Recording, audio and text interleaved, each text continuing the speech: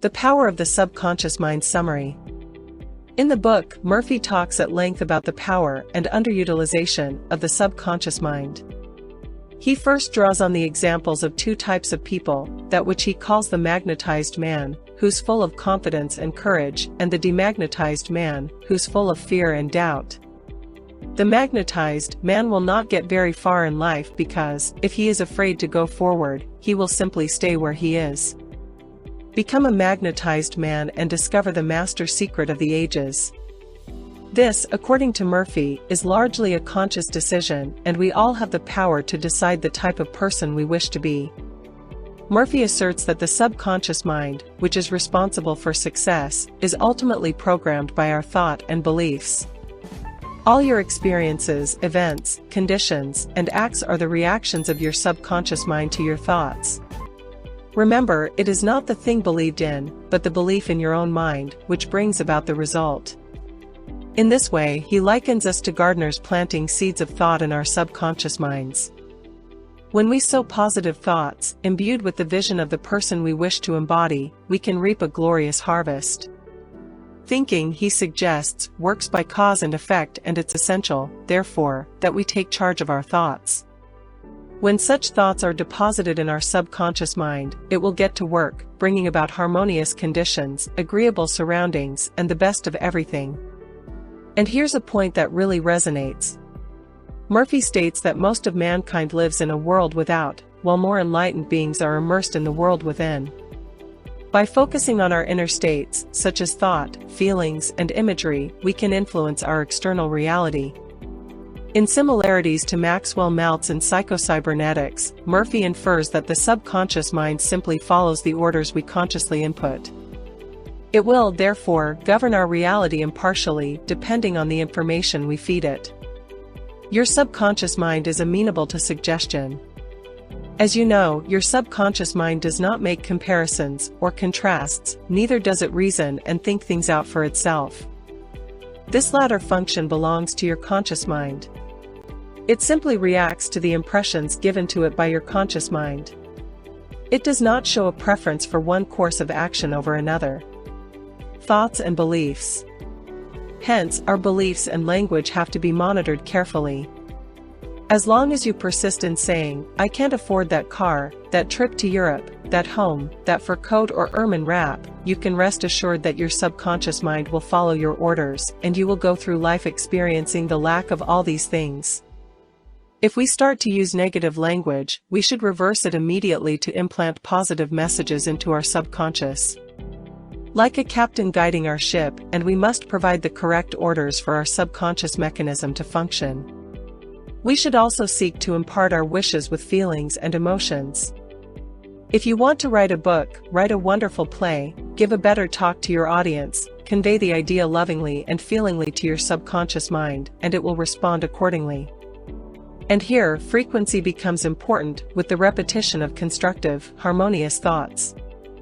Furthermore, it's important to note that the conscious and subconscious minds must be aligned. You must remember that a suggestion cannot impose something on the subconscious mind against the will of the conscious mind. In other words, your conscious mind has the power to reject the suggestion given. Note, this is perhaps why positive thinking on top of negative beliefs won't work. We must break the stranglehold of negative thoughts first for the following techniques to be effective. So, if the power of subconscious suggestion is so strong, why aren't we all living fantastical lives? Murphy attributes this to our childhood and the frequent barrage of negativity we face as adolescents from well-meaning parents and peers. If you look back, you can easily recall how parents, friends, relatives, teachers, and associates contributed in a campaign of negative suggestions. Study the things said to you, and you will discover much of it was in the form of propaganda. The purpose of much of what was said was to control you or instill fear into you. To be fair, much of this suggestion takes a form of protection and our parents' desire to reduce the emotional impact of failure. However, the book suggests we must unlearn this unintentionally adopted mindset. Unless, as an adult, you use constructive autosuggestion, which is a reconditioning therapy, the impressions made on you in the past can cause behavior patterns that cause failure in your personal and social life. And this does seem like an all too common phenomenon. We are often vessels for the thoughts and feelings of others, absorbing their opinions and constructing our thoughts based upon their worldview. By giving our mental consent, we give the power of their suggestions. But Murphy reminds us that we have the ability, with reflection, to choose our own inputs. Often where we go wrong, however, is through indecision. If we conclude that we're confused and don't know how to think or act, we neutralize the power of our autosuggestion. In contrast, if we choose to believe in positive results in the present, happiness follows. When you are seeking an answer to a problem, your subconscious will respond, but it expects you to come to a decision and to a true judgment in your conscious mind. Even if we do feel intimidated by the task at hand, by choosing to reframe the situation and placing faith in our subconscious mind, we can create a new reality. Mindfulness. Similar to the practice of mindfulness meditation and examining our thoughts and beliefs as impartial observers, Murphy cautions against becoming over-identified with the ego and the concept of self. Without the requisite distance from these mind-made concepts, he says, it can be hard to influence our emotional lives. If you say "I" to all negative thoughts, you are identifying yourself with them, and you cannot separate internally from them. Murphy suggests that we often live in our thoughts and feelings, becoming habituated to negative reactions by external events. The antidote to this, he recommends, is self-observation, where our attention, rather than being fixed on externals, is directed inwards. Self-observation is the means of interior change, the change of the heart. Murphy notes that we are the sum total of our thoughts and beliefs, which in themselves, are the sum total of our cultural conditioning and environmental programming. Rather than reacting by default, we must realize that nothing can control or perturb us without our mental consent. Create your reality. Murphy even talks about the relative unimportance of objective reality in this process. The object of your faith be real or false, you will nevertheless obtain the same effects. This is reminiscent of the Henry Ford quote, "Whether you think you can, or you think you can't, you're right." Your thoughts and beliefs make real that which is in your mind, even prior to becoming tangible on an objective level. Murphy likens the process to hypnotic suggestion. What do you believe about yourself, life, and the universe? It is done unto you, as you believe. Murphy asserts that any method that moves you towards a mental state of expectancy will heal, promoting visualization as perhaps the most effective method. Develop a definite plan for turning over your requests or desires to your subconscious mind. Imagine the end desired and feel its reality. Follow it through and you will get definite results. By painting the picture as if it were alive creates the kind of mindset that believes the image is already a reality. Imagining what you want to happen to become a reality is a way to make that same reality manifest. It's as if we're playing a mental movie in our minds. In this way, we can foster a deep acceptance, moving the image from our conscious mind into the subconscious where it then goes to work. There must be a kind of certainty that you are moving in the direction of your vision. According to Murphy, such techniques work well on the subconscious mind when we're in a drowsy state, just before sleep, when we're more impressionable. In so doing, we can enter a relaxed, dreamlike state, devoid of effort so as to convey our idea. The reason for this is that the highest degree of outcropping of the subconscious occurs prior to sleep and just after we awaken. In this state the negative thoughts, which tend to neutralize your desire and so prevent acceptance by your subconscious mind, are no longer present. Such points are reminiscent of what the psychologist Mihaly Csikszentmihalyi calls the flow state, which itself can seem like an effortless focus on our task. Fear. Man is what he thinks all day long. Ralph Waldo Emerson. Murphy states that overthinking, worrying and anxiety all have a detrimental effect on our physiological processes, which in turn disrupt our subconscious mechanism. The antidote to this, and in mindful meditation, is to simply let go, relax, and still the wheels of your thought processes.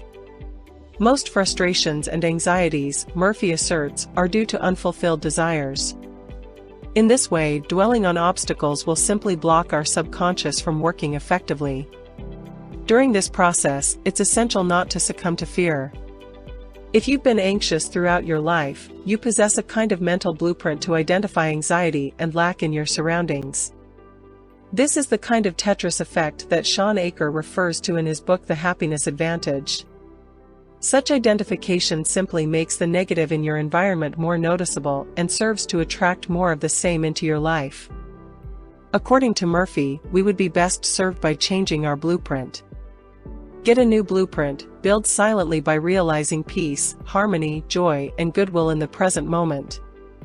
We should also, according to the author, question the veracity of our beliefs, especially those which may impinge on our vision for the future. Rather than becoming a victim, any real challenges we do face along our path should be embraced. Problems are life's way of asking you for an answer. The greatest joy and satisfaction is in overcoming, in conquering. Life would become unbearable and unendurable if we did not experience change. As such, obstacles are simply growth opportunities.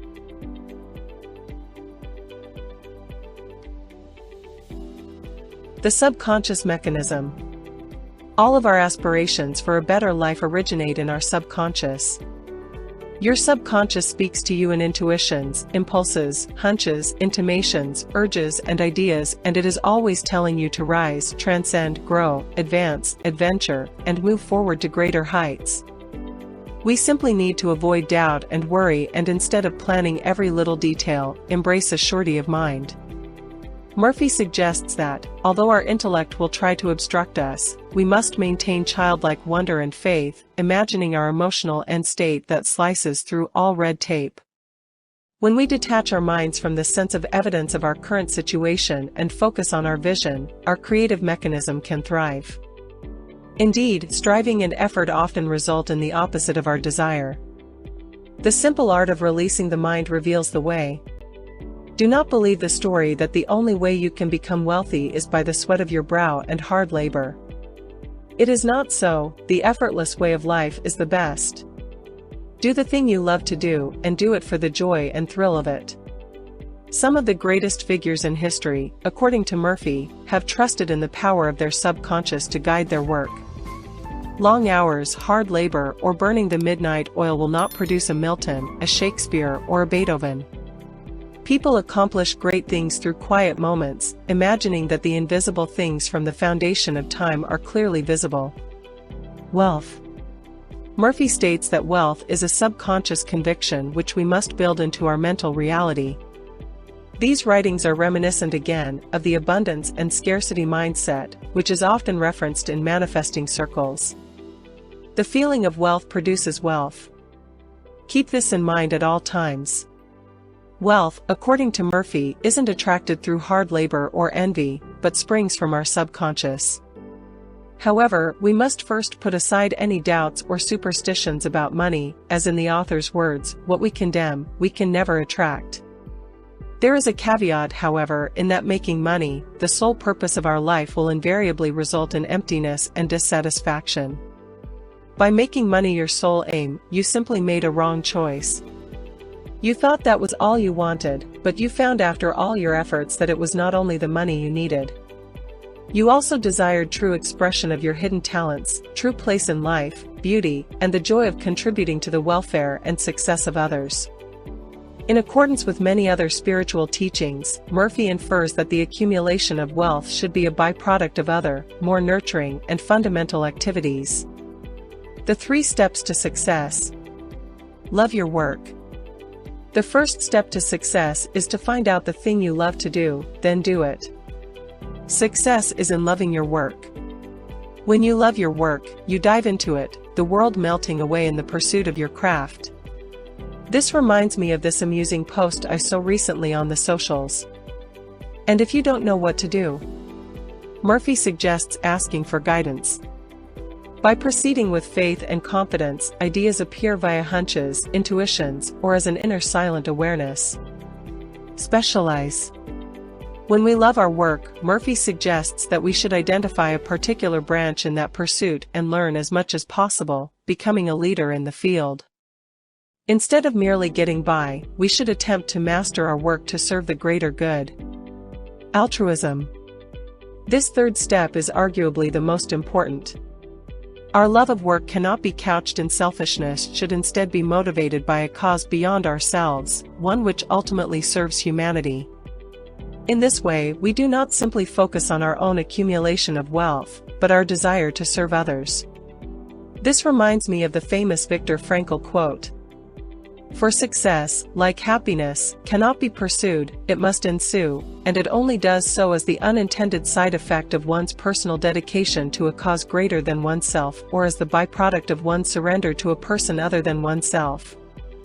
If we do have difficult decisions to make along this path, Murphy states that we must be free from fear and worry to do our best, most critical thinking. The happiness choice. In the book, Murphy asserts that happiness is merely a mental construct, and that the feeling can be fostered if only we truly desire happiness. In contrast, he says that many of us have developed a neural predisposition for unhappiness. There seems to be a peculiar, mental, morbid streak in many people, whereby they seem to enjoy being miserable and sad. Again, such a view of life often boils down to a matter of perspective. If we constantly search for what's wrong in our environment, we're certain to find it, and moreover, attract more negative experiences. For example, is that difficult person at work really obtuse, or are they simply reflecting your own mental state? As Marcus Aurelius said, "Choose not to be harmed, and you won't feel harmed. Don't feel harmed, and you haven't been." In this way, we almost become our view of the world. Our lives are simply comprised of the cognitive experiences projected in our minds, which subsequently alter our thoughts and beliefs. We just have to see different people responding to the same situation and how one person may react positively, while the other may feel defeated. The Stoic philosophers of ancient Greece provided similar instruction, that changing our perspective, we change our lives. In order to improve our mental outlook, we must start by monitoring and editing our thoughts. React and think in a new way. You want to be peaceful, happy, radiant, healthy, prosperous, and inspired. Therefore, from this moment forward you must refuse to identify with negative thoughts which tend to drag you down. When we begin to alter ourselves from the inside, our external environment shifts accordingly. And here's the thing.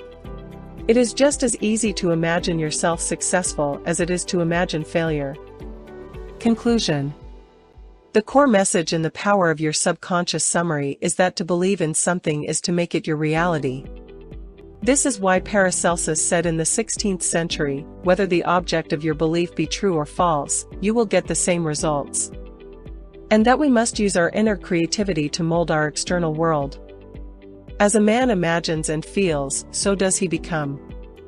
Whatever we give attention to grows, and our lives are but a mirror reflecting our beliefs. But these teachings aren't a one-time deal, cautions Murphy. The productive seeds of sustained imagination must be planted in the mind many times before they finally take root and grow.